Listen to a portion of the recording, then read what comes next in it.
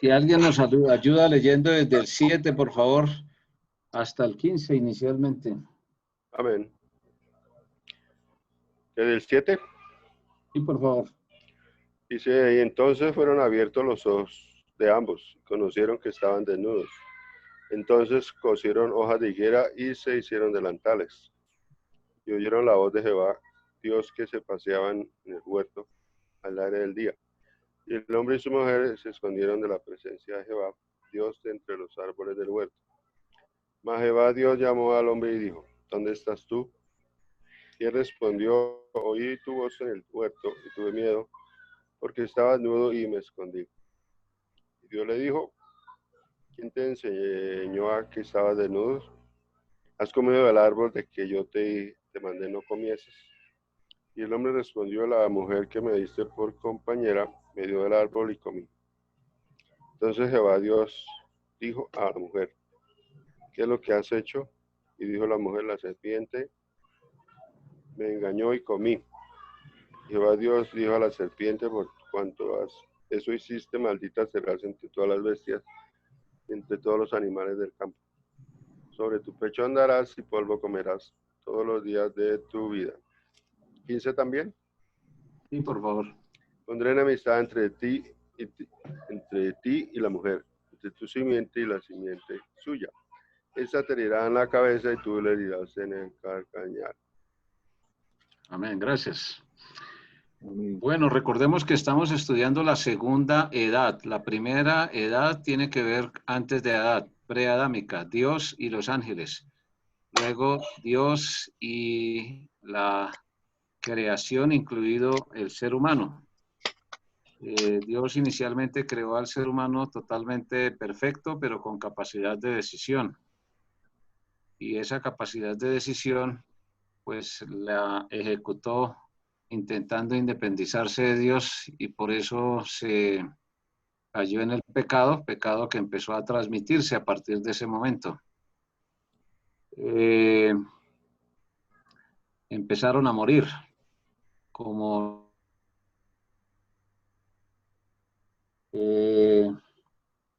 vamos a ver entonces pues las consecuencias de esa decisión, las primeras consecuencias, además de que empezaran a morir. La primera fue esa, empezaron a morir, o sea, ingresaron las enfermedades que producen la muerte, la desobediencia, ¿sí?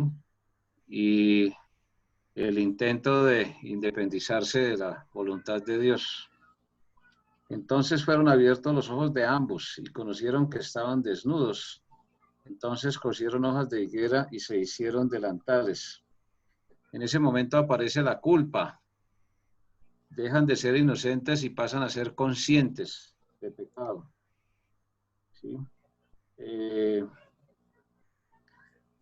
Como la comunión con Dios fue rota, entonces viene el intento del ser humano.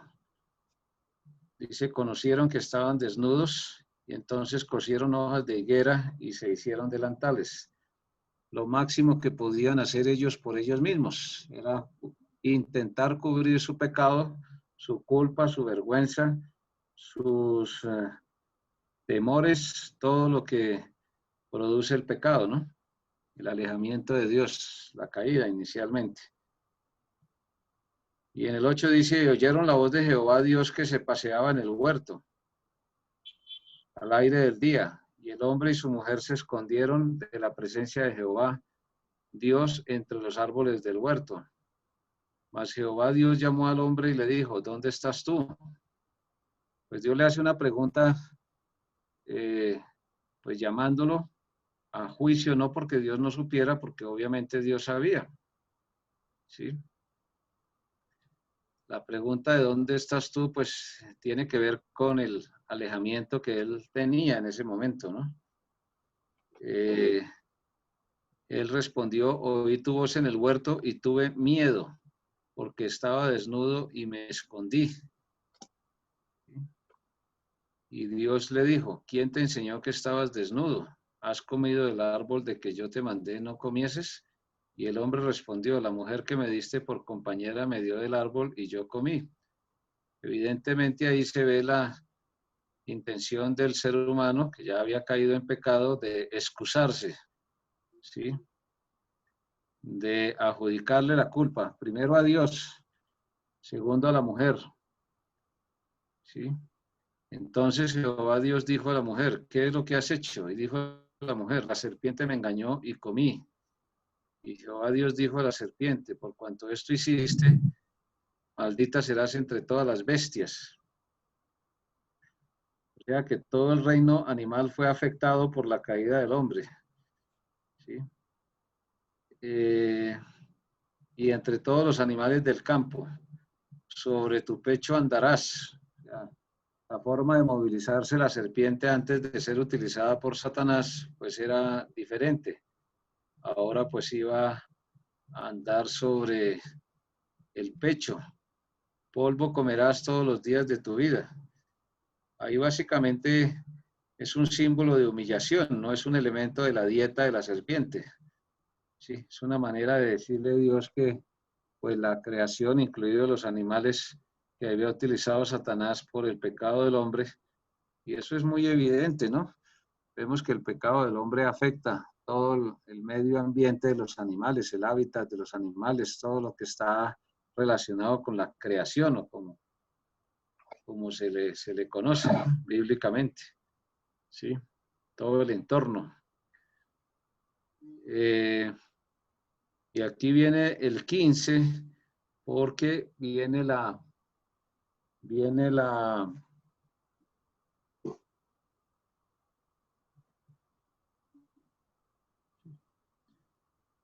viene entonces la primera promesa de salvación.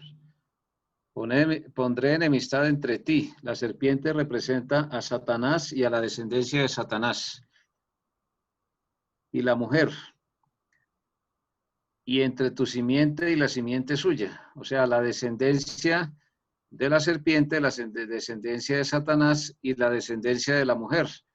En este caso, la descendencia de la mujer, pues es Cristo. Esta te herirá en la cabeza. O sea que la descendencia de la mujer, que es Cristo, vencería a Satanás en la cruz y tú le herirás en el calcañal. Es decir, que Satanás haría sufrir, ¿sí? Obviamente, la simiente de la mujer siendo Cristo también tiene, en consecuencia, la descendencia de los creyentes, de los hijos de Dios, que pues el Señor nos llama a su iglesia. Así como Cristo golpearía mortalmente la cabeza de Satanás en la cruz, pues Satanás le haría sufrir en el castigo del pecado, ¿no? Pues hasta ahí viene pues, la primera parte, porque es muy importante considerar lo que está planteando ahí sobre los esfuerzos humanos. Fijémonos que en ese momento Adán y Eva, aunque escuchaban la voz de Dios, dice, se escondieron de la presencia de Jehová Dios entre los árboles del huerto. Sí, eso es muy importante porque ellos tratan de evadir la responsabilidad, ¿sí? Y es como el intento del ser humano de no arrepentirse, ¿sí? De tratar de disculparse frente al pecado, ¿sí? ¿Qué es lo que hay que hacer con el pecado? Pues con el pecado no hay que sacar disculpas, simplemente lo que hay que hacer es confesarlo, ¿sí? Y entonces lo que Dios hace es conducirlos hacia la confesión, hacia el arrepentimiento y hacia la fe, porque lo que ellos estaban haciendo por ellos mismos era totalmente insuficiente, no era para nada, eh, no era para nada completo, o sea, vistiéndose de hojas de higuera, pues no iban a poder restaurar la comunión con Dios para poder tener vida eterna, recibir vida eterna, ¿sí? Esas son las primeras consecuencias del pecado, están aquí. El hombre intentando huir de la presencia de Dios. Dios toma la iniciativa, por eso dice, no hay quien busque a Dios, ¿sí? Es Dios el que toma la iniciativa. Dios usa su Santo Espíritu para demostrarnos nuestra culpa y conducirnos hacia la confesión. ¿sí? Porque pues excusas es lo que hay y excusas es lo que sobra, ¿sí? Entonces Dios, aquí está la primera profecía de la venida del Señor Jesucristo, de la primera venida de Cristo a morir en la cruz. Inmediatamente Dios ve al ser humano caído en pecado, le hace la promesa. De ahí que Dios tomando la iniciativa, pues podemos ver cómo se diseña ese plan de salvación. Dios le da la convicción, porque pues Dios no estaba buscando información sobre el paradero de Adán, pues él sabía todo el tiempo dónde estaba, ¿sí? Pues todo lo que tenía que ver con el temor, ¿sí? Y lo coloca pues, en una condición de reconocimiento, ¿sí? De reconocimiento. De ahí que viene lo que pues, se conoce como la primera profecía. Aquí es donde vamos a entrar a mirar. Por ahí hay una infografía, no sé si el pastor Plácido la tiene por ahí en el WhatsApp que yo les envié. Hay una sobre el asunto de María.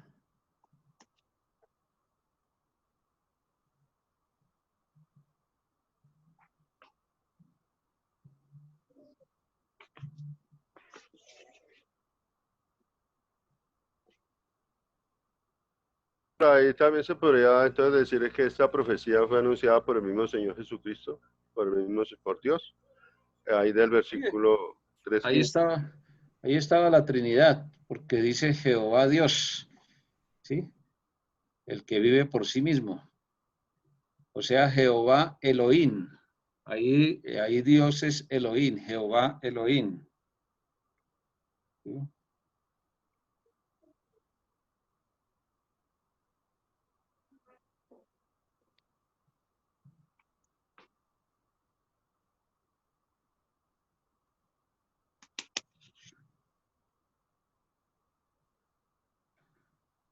Jehová Elohim. Esta profecía se cumplió, hablando de la profecía 3:15, se cumplió con la muerte, sepultura, la resurrección de Cristo. Sí, señor, esa profecía se cumplió con con la muerte, sepultura y resurrección de Cristo. Porque, pues, sí, se reconoce pues todo el sufrimiento de Cristo por nuestros pecados, pero se reconoce su victoria. O sea, Cristo pagó el costo por nuestros pecados. Sí. Entonces, ahí hay una infografía, ustedes la pueden ver ahí en ese momento, ¿sí?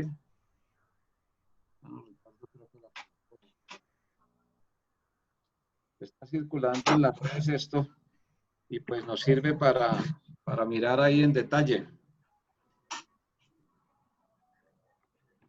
Muy buenas tardes para todos.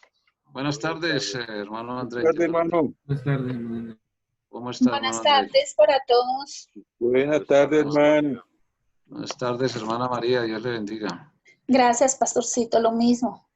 Bienvenida, bienvenido, hermano Andrés. Bueno, alcanzamos a mirar la parte introductoria de Génesis capítulo 3 desde el verso 8 y leímos inicialmente hasta el verso 15, porque pues corresponde a la parte de la edad adámica después de que el ser humano cae en pecado y empieza a transmitir esa condición.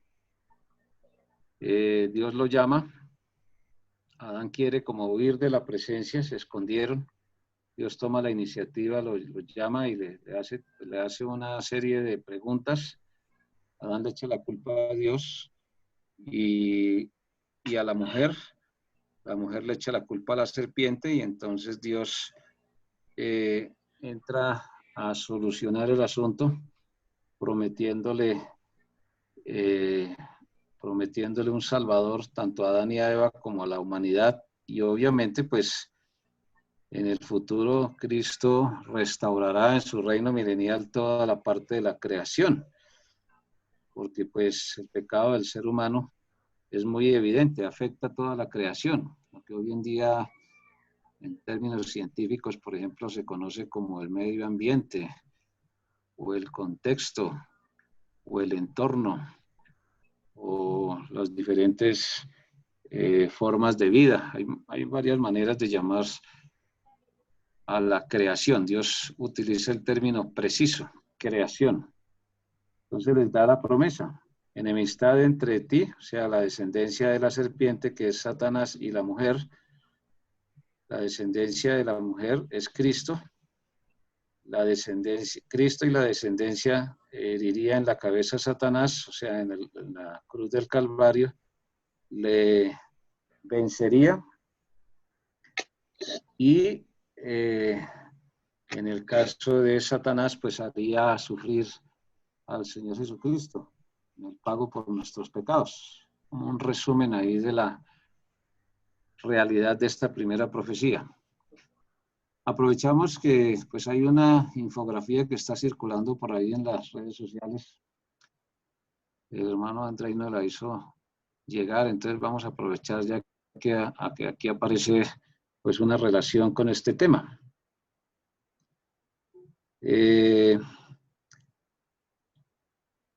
Dice, no existe una iglesia sin María. Cuando aquí habla de la mujer, en Génesis 3:15, pues está diciendo que Dios se haría humano a través de una mujer. Y ahí tenemos que ir inicialmente. Aquí, por ejemplo, se cita Hechos 1:14. Si alguien lo puede ayudar a leer mejor, por favor.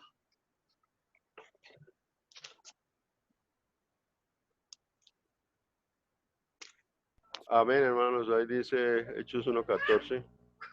Todos estos perseveraban unánimes en oración y ruego con las mujeres, y con María, la madre de Jesús, y con sus hermanos. Amén, gracias al pastor Plácido. ¿Cuántos habían allí? 120. ¿Cómo estaban? Perseverando unánimes. ¿En qué? En oración y ruego. Con las mujeres y con María, la madre de Jesús, y con sus hermanos.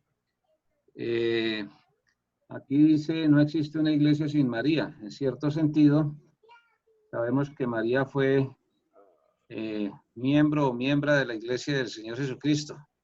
Pero para poder ser miembro o miembra de la iglesia del Señor Jesucristo, pues se necesita arrepentirse, creer en Cristo y ser añadida la persona, el creyente a la iglesia.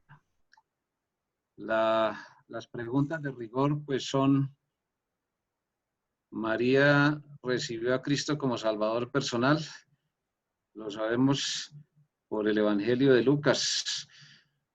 Muy reconocido el texto en Lucas, en el capítulo número 1. Buenas noches, hermanos. Buenas noches. Sí, hermano. Dios le bendiga. Buenas noches, hermano. Buenas noches. Lucas 1. Lucas 1, versículo 47, 46 y 47.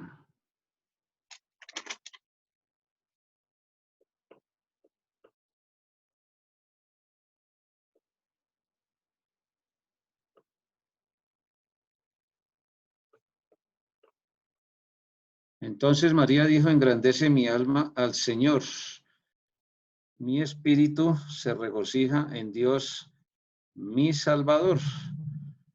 Y en el 48 puntualiza, porque ha mirado la bajeza de su sierva. ¿Sí? Pues he aquí, desde ahora me dirán bienaventuradas todas las generaciones. Estas afirmaciones de María registradas por Lucas, aquí pues nos demuestran pues que ella necesitó un Salvador, que al arrepentirse y creer, no es que en ese momento lo hubiera hecho porque pues el ángel ya lo había reconocido. En Lucas 1:30 dice, entonces el ángel le dijo, Lucas 1:30, María, no temas porque has hallado gracia delante de Dios. ¿Sí? Y todos los antecedentes que mencionaba ahí. El Señor es contigo, bendita tú Está en el 35, es muy importante esa afirmación del ángel enviado por Dios. Lucas 1:35, respondiendo el ángel le dijo, el Espíritu Santo vendrá sobre ti. ¿Sí? El Espíritu Santo en el Antiguo Testamento iba sobre los creyentes. Hoy en día, después de resucitado a Cristo, vive, mora dentro de nosotros los creyentes. Dentro de nosotros los creyentes. Y el poder del Altísimo te cubrirá con su sombra. ¿Sí? En Mateo capítulo 1,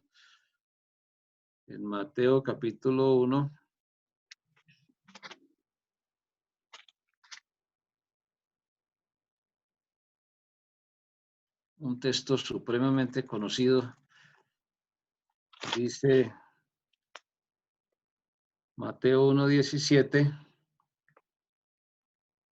dice, de manera que todas las generaciones desde Abraham hasta David son 14, desde David hasta la deportación a Babilonia 14, y desde la deportación de Babilonia hasta Cristo 14.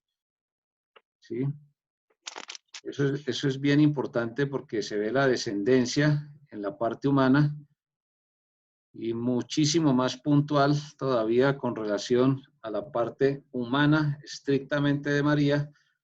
Está en el verso número 16. Jacob engendró a José, marido de María, de la cual, no dice de los cuales, sino dice de la cual nació Jesús llamado el Cristo. ¿Sí? Hay muchas proyecciones cinematográficas que especulan sobre la paternidad del Señor Jesús en su parte humana. Algunos lo presentan como hijo de José, otros como hijo de un soldado romano, otros como cualquier otra especulación que haya. ¿Sí? Entonces, María necesitó arrepentirse, necesitó creer en Cristo como Salvador personal, necesitó bautizarse para ser añadida a la iglesia, aunque en la Biblia no se menciona que haya sido, o sea, no se menciona el momento, el instante. Sí se puede deducir porque en Hechos 1:22, cuando habla de las personas que habían estado juntamente con el Señor Jesús, que entraba y salía entre nosotros, comenzando desde el bautismo de Juan, ¿sí? Entonces se puede deducir que María sí fue miembro de la Iglesia del Señor Jesucristo, pero que para eso necesitó arrepentirse y creer.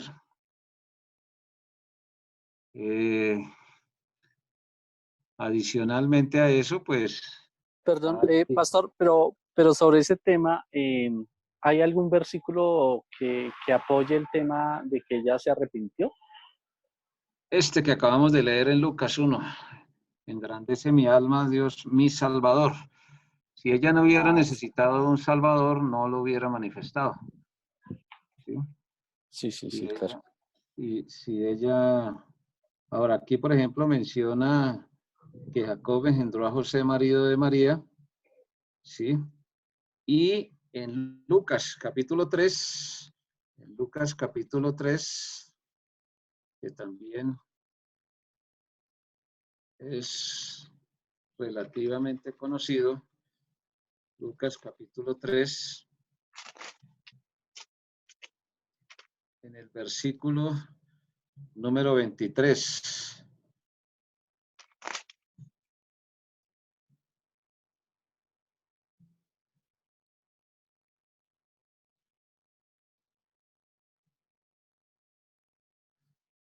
Si alguien lo pueda leer, ayudar a leer mejor, por favor. Lucas 3:23. Dice Lucas 3:23, cuando Jesús comenzó su ministerio, tenía unos 30 años, siendo como se suponía hijo de José, quien era hijo de Elí. Amén, gracias. Entonces, el verdadero padre de José pues lo vimos allá en Mateo 1:16. Jacob engendró a José. Y aquí dice que se suponía que era hijo de Elí. ¿Por qué? Porque a los yernos se las asimilaba como hijos. Entonces el padre de María era Elí. Y Elí, como cualquier ser humano, pues estaba contaminado con el pecado. Ahí lo dice claramente Romanos, en Romanos capítulo 5, verso 12. Romanos 5, 12.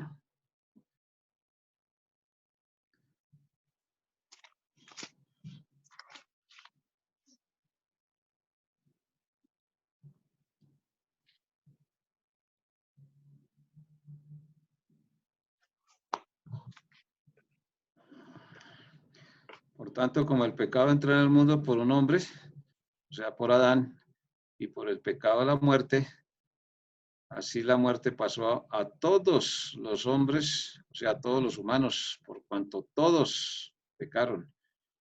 El único que nació sin pecado fue el Señor Jesucristo. De ahí en adelante todos, absolutamente todos, nacemos contaminados con el pecado. Entonces son textos que nos demuestran que ella necesitó un Salvador, que ella para añadirse a la iglesia pues tuvo que haberse bautizado, como se bautizaron los discípulos que inicialmente estuvieron con el Señor Jesucristo. Muy seguramente se convirtió con las profecías del Antiguo Testamento, porque hay que recordar que Elizabeth, que era la prima de él, pues fue la madre de Juan el Bautista. Y pues cuando se le presenta el ángel, pues ella ya era creyente. Posiblemente fue bautizada también por Juan el Bautista, que fue el primero que tuvo autoridad, pero eso es algo que uno infiere, no es que lo diga literalmente la Biblia. Lo que sí dice certeramente es que para ser añadido a una iglesia de Cristo se debe haber procedido a bautizarse correctamente con los 4 requisitos que Dios enseña.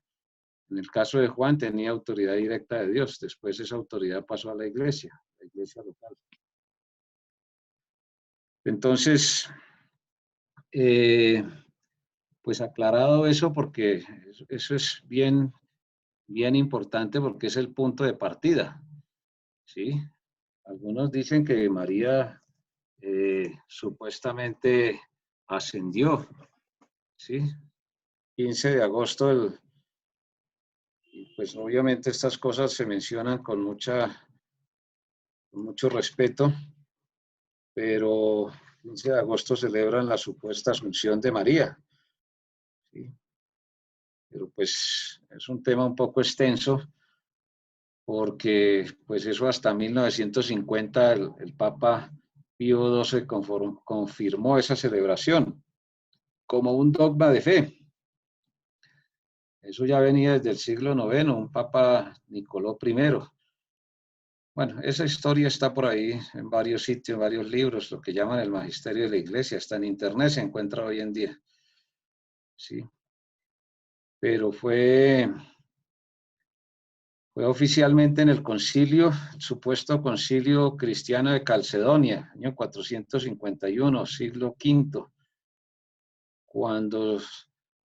cuando dicen que un emperador marciano solicitó el cuerpo de María y un obispo que estaba en ese momento en Jerusalén afirmó que, comillas, María murió en presencia de todos los apóstoles, pero su tumba, cuando se abrió a petición de Santo Tomás, dice la afirmación de este obispo de Jerusalén, fue hallada vacía, de donde los apóstoles concluyeron que el cuerpo fue llevado al cielo. Pues obviamente eso es una especulación, porque pues no se necesita ser muy docto para ir, por ejemplo, a textos como 1 Corintios, capítulo 15. 1 Corintios, capítulo 15.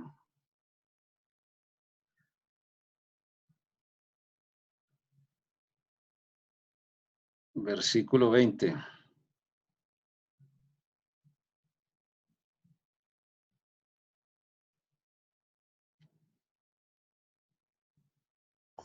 Mas ahora Cristo ha resucitado de los muertos, primicias de los que durmieron es hecho. 15:20. Hasta el 24, por favor. Porque por cuanto la muerte entró por un hombre, también por un hombre la resurrección de los muertos. Porque así como en Adán todos mueren, también en Cristo todos serán vivificados, pero cada uno en su debido orden.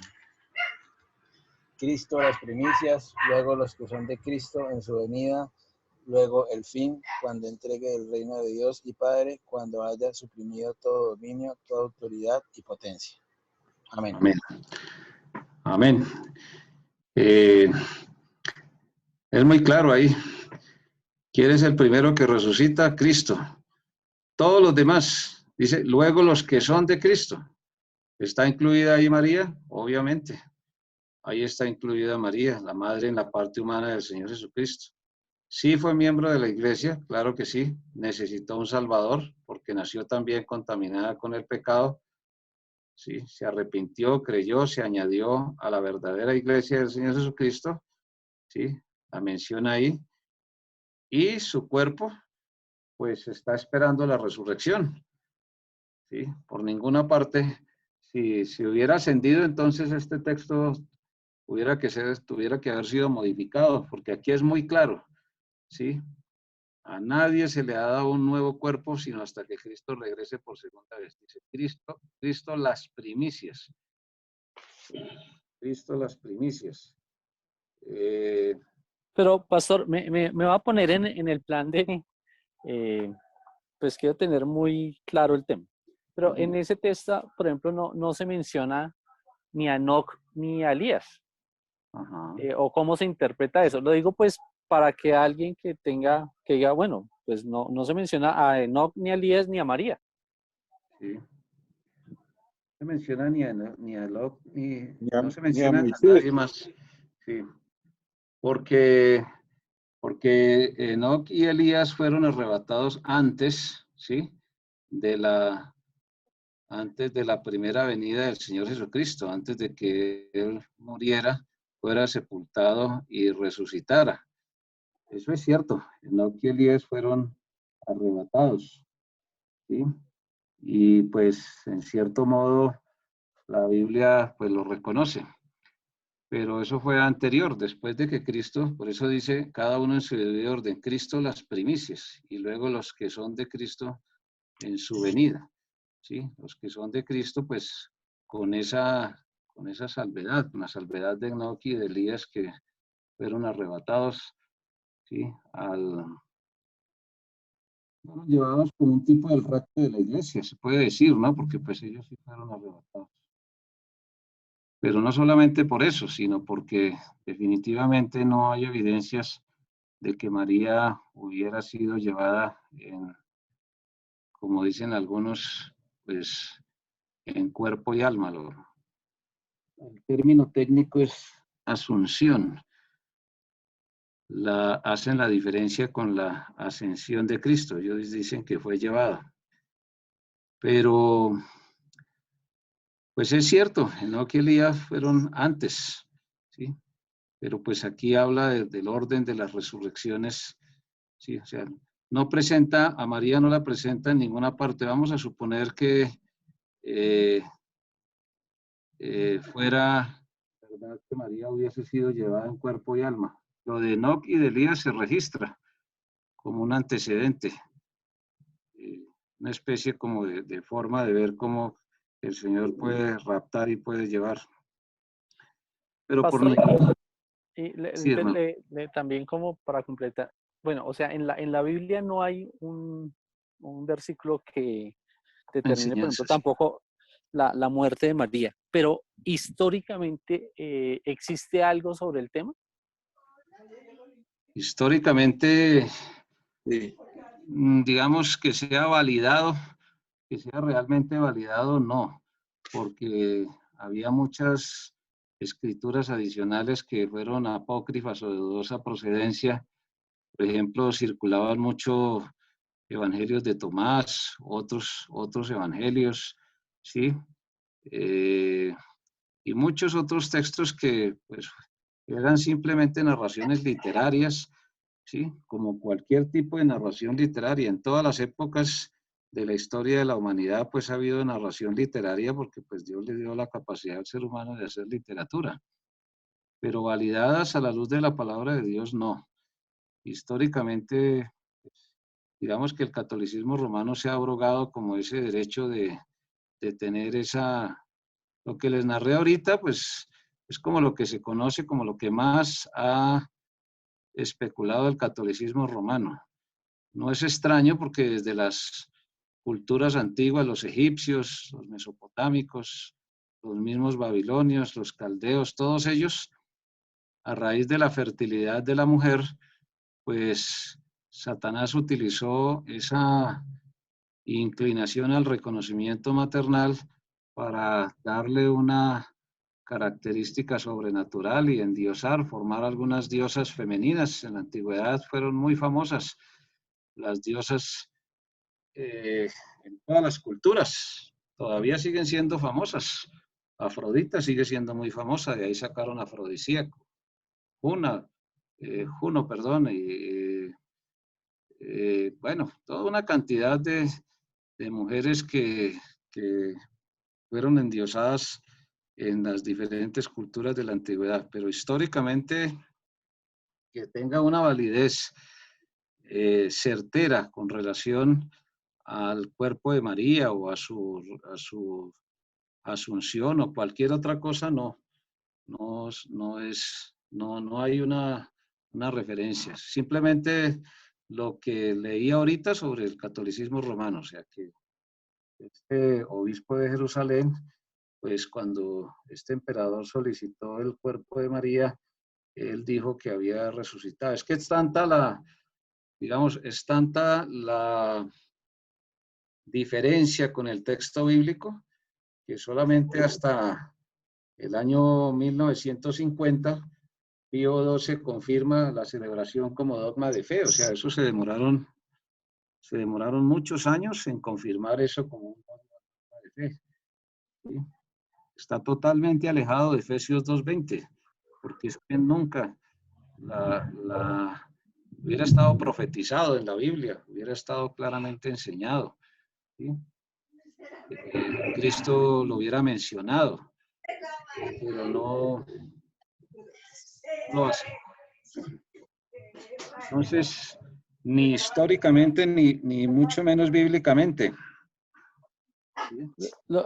Mi pregunta va porque una de las no sé, enseñanzas más difíciles de confrontar con las personas que son católicas es todo lo que tiene que ver con María, ¿no? Pues hay una materia, creo que el pastor decía a la vez, la mariolatría. O sea, Sí, es toda una serie de estudios. Es más, yo les cuento una situación personal.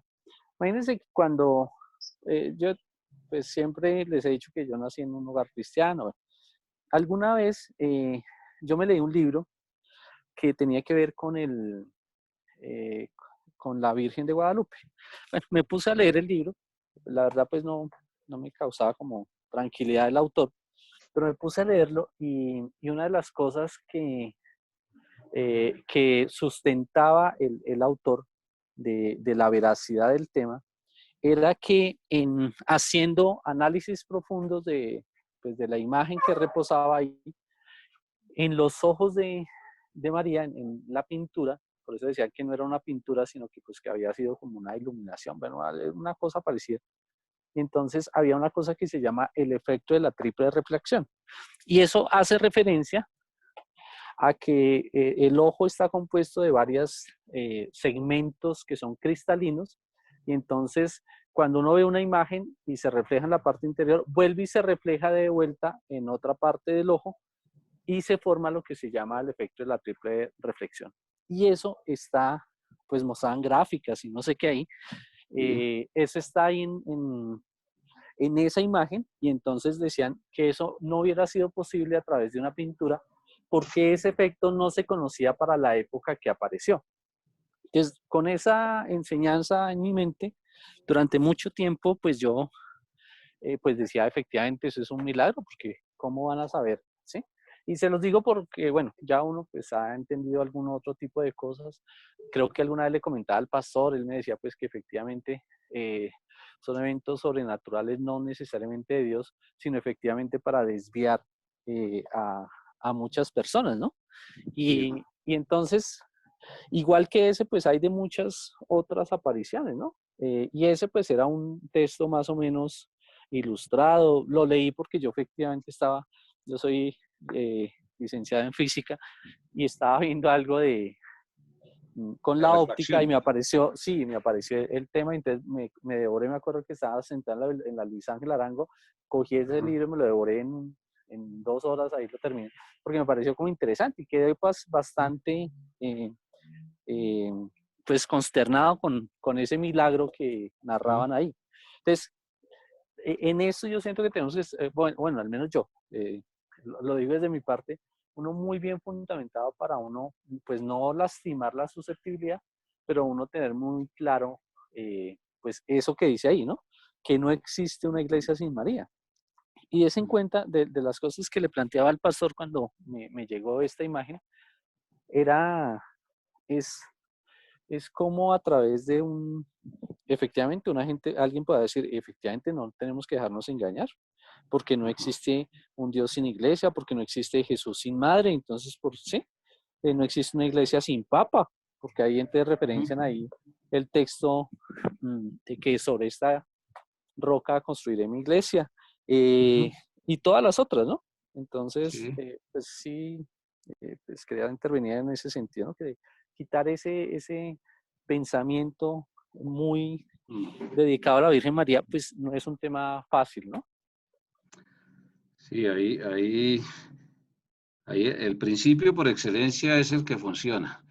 El principio por excelencia es que la persona, si no se ha arrepentido, si no ha querido arrepentirse, creer en Cristo, recibirle como Salvador personal, pues todas estas comparaciones, deliberaciones, pues se deben hacer, obviamente, a la luz de la palabra de Dios.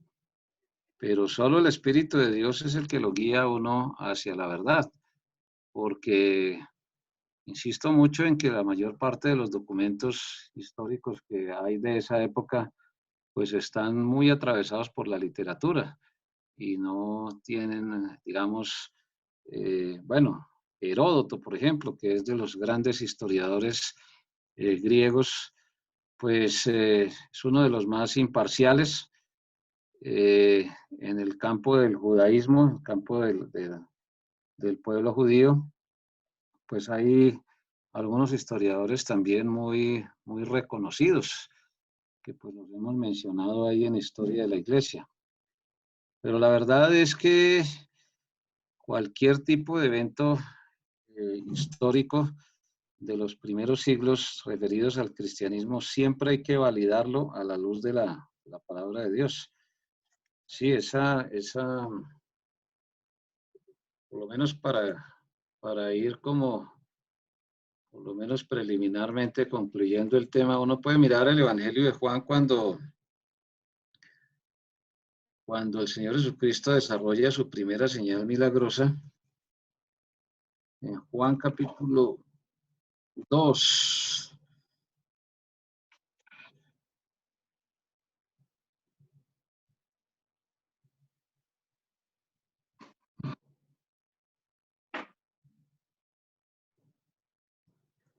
Podemos leer del 1 al 5.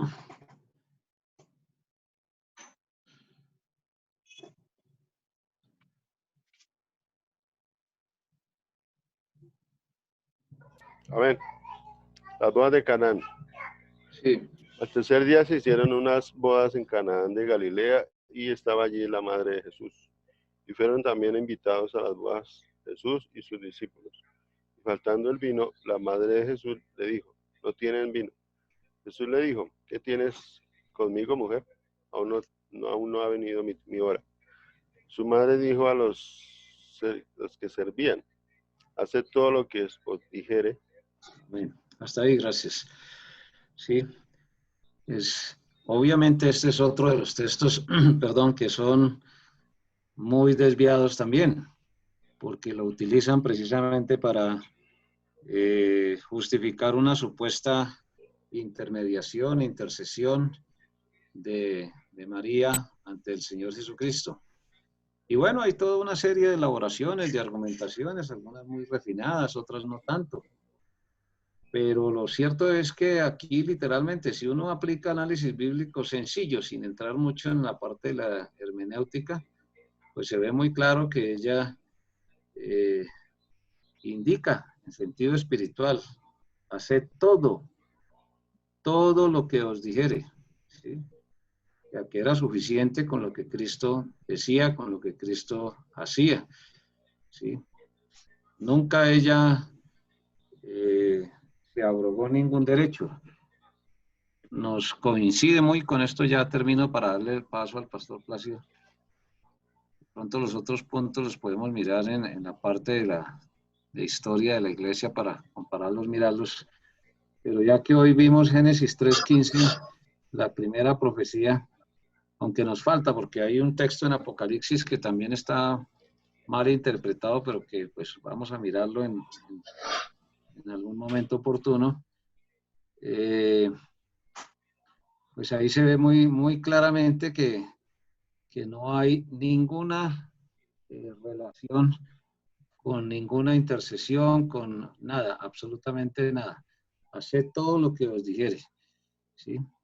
Es la enseñanza clara, ¿sí?, de María, porque pues ella no tuvo más, digamos, función diferente que la de ser madre del Señor Jesucristo, ¿sí?, a tener su hogar con José, a ser, sí, miembro o miembra de la iglesia que Jesús, pues ya después de que él ascendió, quedó, iglesia que Jesús estableció, y que definitivamente, pues, lo que enseña la palabra de Dios es totalmente completo. ¿Sí? Lo que enseñó Cristo lo enseñaron los apóstoles, lo enseñó su iglesia, se ha enseñado siempre, es lo que nos ha traído a la salvación, es lo que nos ha edificado, es lo que Dios nos demanda, ¿no? Sí, nunca ella reclamó nada diferente de lo que aparece en la palabra de Dios. ¿Algún comentario final? ¿Algo adicional? Pastor, una pregunta. Sí, hermanita.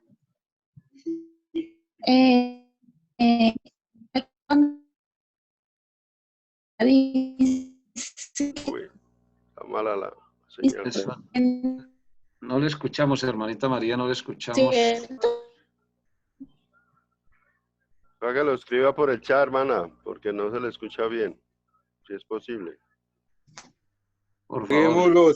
Apaguemos los micrófonos para que se viabilice más la cosa.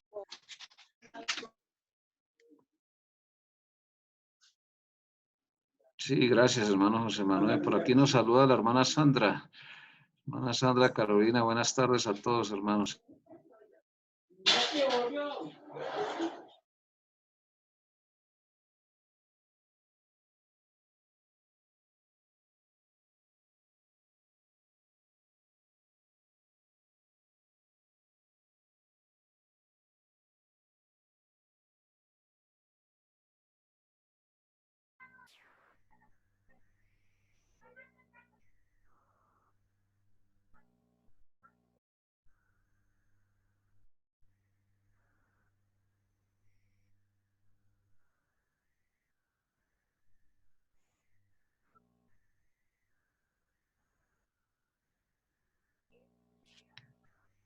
¿Nos escucha, hermana María? Sí, pastorcito, ahora sí les escucho. Gracias. ¿Ustedes hermana. me escuchan? Ya le escuchamos mejor, sí, hermana. Ahora sí, hermano. Ah, bueno, pastor. Mi pregunta es la siguiente. En el momento que María dice, se regocija mi alma en mi Salvador, pues en ese momento ella estaba esperando al Señor Jesucristo.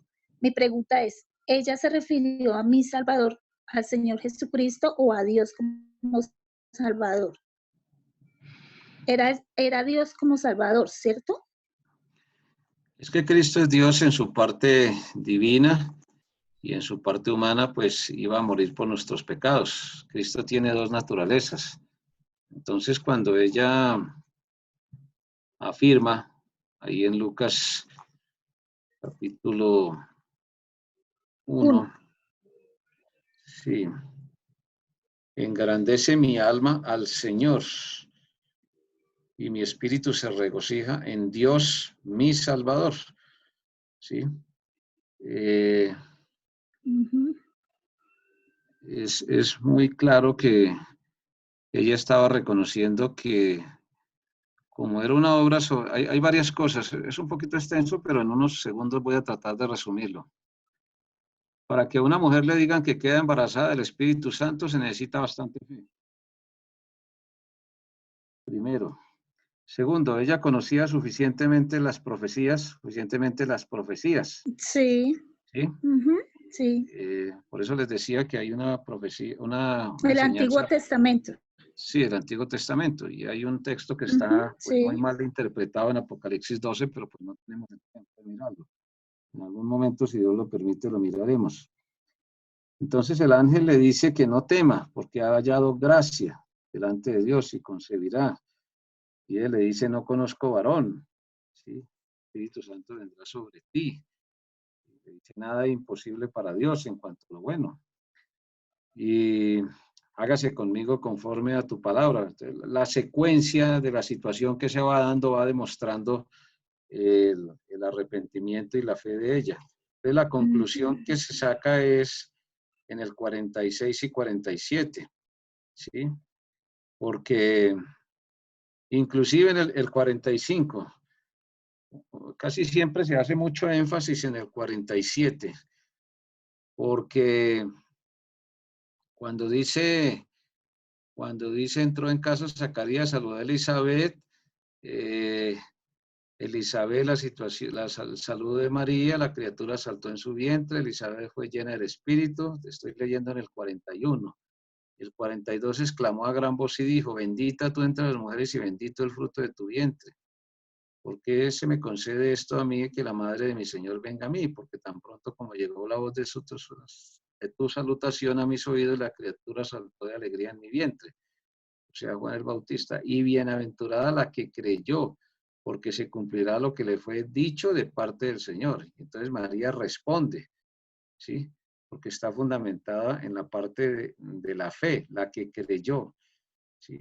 Engrandece mi alma al Señor y mi espíritu se regocija en Dios, mi Salvador. ¿Sí? Entonces, no se pueden separar las dos naturalezas de Cristo, ni la humana de la divina, ni viceversa. ¿Sí? Él es totalmente Dios y totalmente hombre. ¿Sí? Y por lo tanto, en la parte humana llevó nuestro pecado, pero pues su parte divina estaba ahí, pues en cierto modo se puede decir acompañando, respaldando, ¿no? Entonces, cuando ella dice Dios, se está refiriendo a las dos naturalezas de Cristo, tanto la divina como la humana. Como la humana. Sí, la divina, porque nunca, o sea, siendo Dios, no estimó el ser igual a Dios como cosa que aferrarse, ¿sí? Sino que se humilló a sí mismo, haciéndose obediente hasta la muerte y muerte de cruz. ¿Sí? O sea, toma las limitaciones del ser humano. Y hay que reconocer que inclusive en la parte humana fue engendrado por el Espíritu Santo, por eso no tuvo pecado, por eso servía como Salvador. ¿Sí? Y hay varios textos donde dice que equivale a, o sea, cuando se cree en Cristo es equivalente a creer en Dios, ¿sí? Tanto en la parte divina como en la parte humana del Señor Jesucristo. Por ejemplo, en Juan 5:24, un texto muy conocido, de cierto os digo, el que oye mi palabra y cree al que me envió, tiene vida eterna, no vendrá condenación. ¿Quién le envió? Pues le envió Dios Padre, ¿sí? Pero pues si uno quiere ser mucho más, digamos, explícito en el asunto, pues allá en Juan 14:1 dice, no se turbe, o sea, no se confunda desmedidamente vuestro corazón. Creéis en Dios, creed también en mí, en la casa de mi Padre. O sea, creer en Cristo es equivale a creer en Dios. Gracias, pastor. Con mucho gusto. Una preguntita, hermano pastor. Si puedo, con mucho gusto, hermano. Gracias. Según lo que hemos tratado esta noche con relación a María, la pregunta es la siguiente: ¿María y los santos apóstoles del Señor duermen? Duermen en el sentido del cuerpo, ¿no? Duermen en el sentido del cuerpo. El cuerpo, pues, ya sabemos qué sucede con las partículas, con los átomos. Partículas, no. Es mejor no usar el término partículas porque alguna vez lo usé y no es tan preciso. Es mejor usar El lo que, átomo. sí, los átomos o los restos o las moléculas, lo que quede, ¿no? Eso queda ahí esperando la resurrección, ¿sí? Las experiencias posteriores que se plantean con relación a las apariciones de María, pues eso es un tema también bastante extenso. El hermano André hacía una referencia ahí a las afirmaciones, porque es que es fácil combinar, pues digo yo fácil porque encuentra uno, mejor dicho, es muy fácil encontrar una combinación de hechos científicos con especulaciones. Eso no es extraño, ¿sí? Sucede mucho en el campo espiritual. Por ejemplo, el catolicismo romano dice que para beatificar un santo tiene que, o para declarar un santo, o mejor, para que un beato sea declarado santo, hay que llamar a un científico para que vaya y compruebe un milagro que realizó el supuesto santo, al cual se le pueden elevar plegarias, oraciones, y que va a servir todo eso para todo lo que se enseña, ¿sí? Entonces muchas veces se apela al conocimiento científico para especular, ¿sí? Porque pues obviamente el conocimiento científico tiene sus limitaciones, y tiene sus limitaciones porque es apenas obvio, es terrenal, sirve para la vida terrenal, ¿sí? En la gloria eterna pues allá digamos, se funden todos los grados de conocimiento en la gloria de Dios. Pero el cuerpo queda esperando la resurrección y a eso Dios le llama a dormir. Como cuando uno se acuesta en la noche. Gracias, Entonces pastor. o sea, ¿dormir en qué sentido? En el sentido de que queda en reposo, ¿sí? Sí, entra el Queda como cuerpo en en reposo. reposo, sí. Sí, esperando que pues uno se acuesta con la esperanza de levantarse. ¿Sí? Papá. Normalmente, ¿no? Pues habrá excepciones, pero normalmente. Porque la pulga lo mueva. Sí, sí. Sí, sí, sí. Sí, allá en primera de, creo que en segunda de Tesalonicenses, donde habla acerca de los que duermen, como Sí. con relación al creyente y también al no creyente, porque está dormido esperando también el juicio. Hablando de la Mariología, estudio es una doctrina muy bien, digámoslo, una doctrina demoníaca Refinada. muy bien refinada y plantada. No solamente eso, Sí. sino plantada a través de los tiempos en nuestros países y en la mayoría de países donde son católicos. Es una muy bien plantada porque que hablábamos inicialmente, necesariamente la persona tiene que nacer de nuevo, porque es que han hecho un trabajo muy bien con relación a idolatrar a María. Se hace toda una fiesta, aquí en Colombia tiene una fiesta, no solamente una, sino varias vírgenes, ¿sí? No, pues. Y sumado a eso, pues les traen la de Guadalupe, bueno, cantidades. Entonces, es una muy bien plantada y es muy, realmente le desvirtúan porque está desvirtuando el trabajo que hizo Cristo, porque ya la tienen como intercesora, ¿sí? Entonces le piden a María para pedirle a Jesús, para pedirle al Señor, al Padre. Entonces, es muy importante tener eso en cuenta, porque es una doctrina demoníaca, muy Pero bien sí, plantada a través de los tiempos. ahí se mira claramente que el orden jerárquico humano es prácticamente diametralmente opuesto al orden de Dios. Sí, claro, eso es una gran realidad. Y hablando allá nuevamente en Génesis para terminar la primera clase con relación a hay una, pues escuché, no sé, una enseñanza de Génesis 2:7 donde habla que la primera morada de Dios en el hombre, en el ser humano, hablando del Espíritu Santo, fue ahí en Adán, donde dice ahí, entonces Jehová Dios formó al hombre del polvo de la tierra y sopló en su nariz aliento de vida, y fue el hombre un ser viviente.